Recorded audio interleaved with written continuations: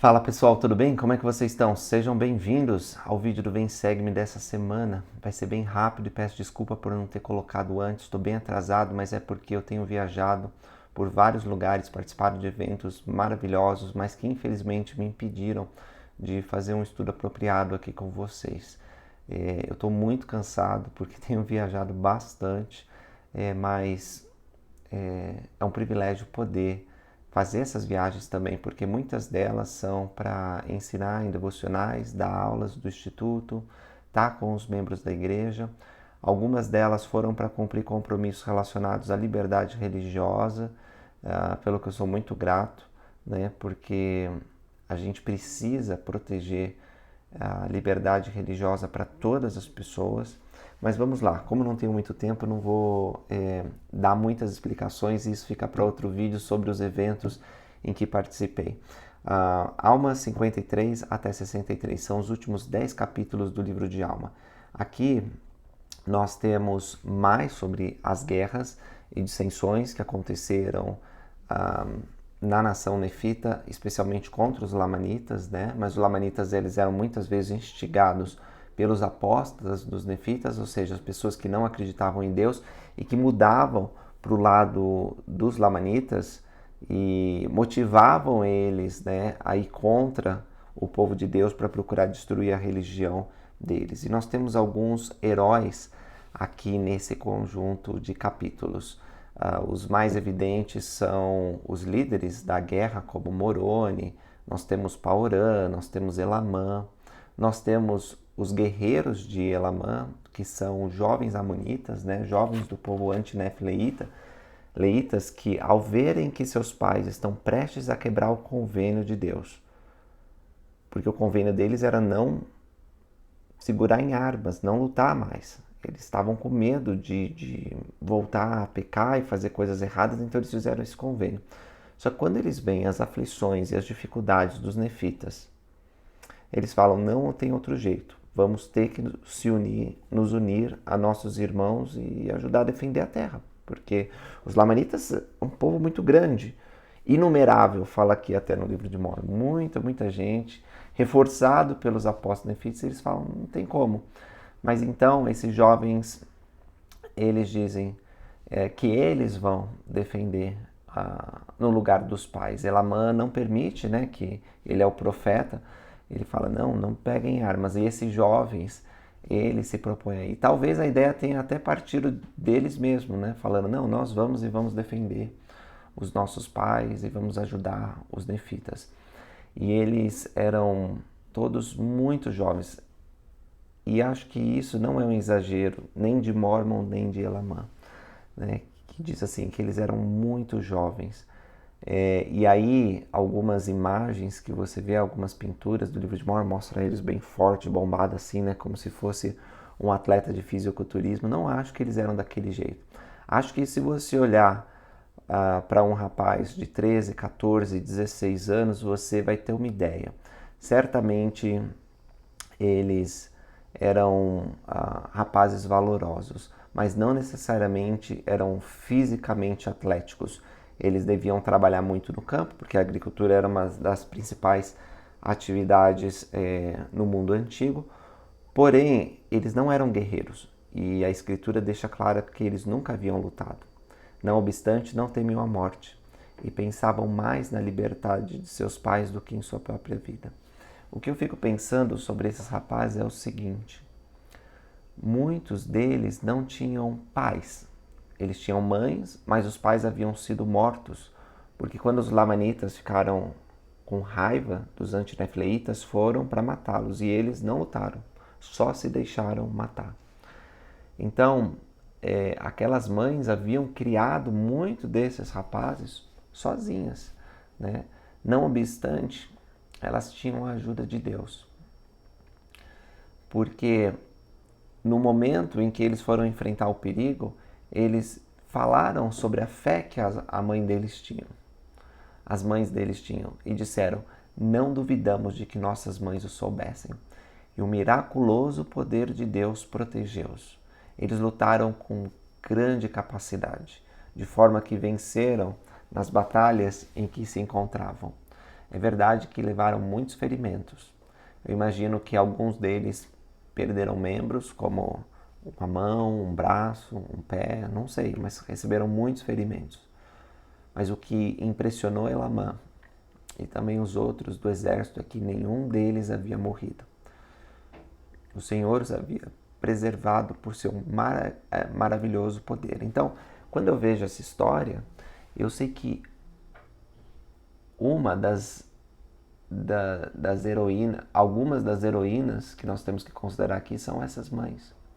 Mães que criaram os filhos sozinhas. Né? E nós temos na igreja mulheres valentes que, ou porque o marido morreu, houve um divórcio, infidelidade, enfim, tem muitos motivos que faz com que elas tenham que criar os filhos sozinhas na igreja. O presidente Oaks, que é o primeiro conselheiro na primeira presidência, ficou órfão muito jovem, o pai dele morreu. A mãe, ela ficou tão abalada com isso que ela precisou de tratamento psiquiatra. Por 2 anos, ela não conseguiu, ela estava fazendo estudo, acho que era um mestrado ou doutorado, ela teve que parar.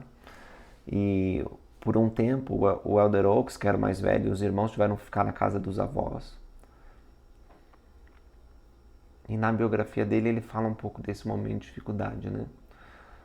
Mas apesar disso, ela conseguiu vencer a dificuldade, conseguiu criar os filhos, né? Ela se recuperou a saúde. Eu imagino que ela e tantas outras são como essas mães amonitas, que se esforçavam para guardar os mandamentos de Deus e para abençoar os filhos. E olha só, se não fossem esses jovens amonitas, a nação nefita talvez teria sido destruída. Então, que poder esses jovens têm, né? E aí ele falando sobre esses jovens, ele diz assim: essa é a fé possuída por aqueles de quem falei. Eles são jovens, de opinião firme, depositam continuamente sua confiança em Deus. Então, se você é um jovem que está assistindo esse vídeo, tenha a meta de ser como estes guerreiros de Elamã, esses 1060 que eram, apesar de jovens, de opinião firme, depositavam continuamente sua confiança em Deus. Eles não confiavam no treinamento militar, porque eles não tinham. Eles não confiavam em suas habilidades físicas, eles confiavam em Deus, porque haviam sido ensinados e eles acreditavam nisso. E eles foram poupados. E pouparam outros por causa de sua força. A próxima lição que eu quero enfatizar, para terminar esse vídeo, é a que está no finalzinho, né? Em Almas 59, 60 e 61. Quando Moroni recebe a epístola de Elamã, ele pensa assim: poxa, Elamã não está recebendo reforços. O que aconteceu? É o nosso governo? E ele também estava sofrendo, porque a guerra estava se desenvolvendo em 2 frentes, né? Amoron, o rei dos Lamanitas, estava atacando em 2 frentes. Enquanto Moroni estava defendendo uma parte do país, Elamã estava na outra lá. E eles estavam sofrendo sem reforços, sem mantimentos. Estava muito difícil. Eles sabiam que existiam mais homens e suprimentos no centro do país, em Israel. Então, por que não estavam enviando? E já havia tido uma revolta realista, né? Pessoas que queriam ser rei, que queriam derrubar o governo. E aí, Moroni ficou revoltado. Ele não tinha toda a informação, mas com a informação que ele tinha, ele supôs que Paurã, ele estava sendo culpado, né? Ele estava sendo negligente com os esforços que eles tinham de guerra. E aí ele escreveu assim, muito bravo, né? Assim, praticamente colocando Paurã, ou você envia esses reforços e suplementos, ou eu vou até aí e vou cortar a tua cabeça. Praticamente é isso que ele falou, né? E ele falou: eu não temo a tua autoridade. Realmente, o juiz supremo e o capitão-chefe, numa época de guerra, eles tinham praticamente a mesma autoridade, né? Porque era um tempo de guerra, então ele não estava submetido às ordens de Paurã. ele sabia que ele tinha que defender o seu país porque ele sentia que era uma responsabilidade divina. Eis que não temo vosso poder nem vossa autoridade. É meu Deus que eu temo. É de acordo com os seus mandamentos que empunho minha espada para defender a causa de meu país. E é por causa de vossa iniquidade que sofremos tantas perdas. Então falou, vocês estão sendo iníquos, é por isso que a gente está morrendo aqui. Eis que é a hora, sim, é chegada a hora em que, a não ser que vos apressais para defender vosso país e vossos pequeninos, a espada da justiça que pende sobre vós cairá sobre vós e visitar-vos-á até vossa completa destruição. Ora, Paurã, quando recebeu essa carta, ele poderia ter se sentido muito ofendido, poderia ter ficado chateado, porque ele não tinha culpa daquela situação. Ele tinha sido expulso da cadeira de juiz supremo, teve que sair da terra às pressas e não ia ser morto, porque os realistas de fato haviam instituído um rei, Pacos, feito convênio com os lamanitas, né? E ele estava reunindo homens, ele estava sofrendo. Quer dizer, enquanto Moroni pensava que o problema estava acontecendo lá na fronteira, na verdade tinha um problema no centro do país. E essa insurreição era desconhecida pelo capitão-chefe Moroni. Então, Paurã, ele poderia ter falado um monte também. Você não sabe o que está falando, blá, blá, blá. Mas, olha só a humildade. E essa é a lição. No 9 do Alma 61. E agora em tua epístola censuraste-me. Mas isso não importa. Não estou zangado. Antes, regozijo-me pela grandeza de teu coração. Eu, Paurã, não busco poder. Procuro somente conservar minha cadeira de juiz para preservar os direitos e a liberdade do meu povo. Minha alma permanece firme nessa liberdade com a qual Deus nos fez livres. Será que nós, quando alguém vem com a intenção de nos ofender, ou não tem toda a informação, né? Só chega e fala umas coisas assim, como que a gente reage? Será que a gente vai ser como Paurã? Dizendo assim, olha, eu sei que você está bravo, eu sei que parece que aconteceu isso, mas olha, isso não importa. Eu não estou zangado com você. Eu estou feliz pela grandeza de teu coração. Porque você se importa com o povo, porque você se importa com esse assunto. Será que a gente tem esse espírito pacificador? Aí ele conta o que aconteceu e ele pede ajuda de Moroni, né? E Moroni, no versículo 1 de 62, recebeu essa epístola, né, a epístola de Paurã, contando o que realmente estava acontecendo.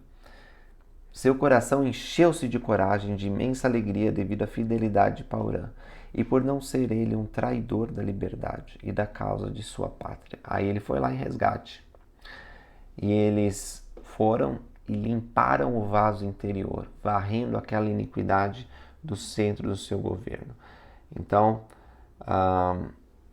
eles venceram a guerra, é o que fala no 62, esse período de guerra, derrotando os inimigos do povo de Deus. E por um tempo os lamanitas não vieram mais atrapalhar ou perturbar a paz do povo de Deus.